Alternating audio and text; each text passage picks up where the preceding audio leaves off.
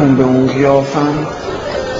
امشب عشق تو میخوام، هزار زار تو میخوام، دلو اخم بیاد میخوام بچلونمش، میخوام دلو ببرم بیت ولایت. دیدی ضرر کردی؟ دیدی حالتو گرفتم؟ دیدی زیدتو غمزور کردم؟ حالا بله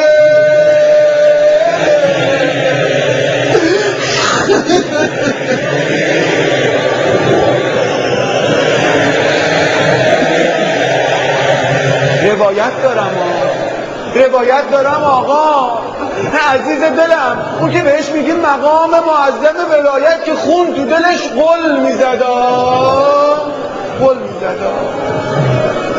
صورتشو نگاه میکردی انگار از تو دهن گاو درش آورده بودن. چروک میخوام واسه از سوز دل آقام بگم، مقام حضران رو میگم آقا مو شبونه وسط تابستون با پیژامه بلند کردن و بردن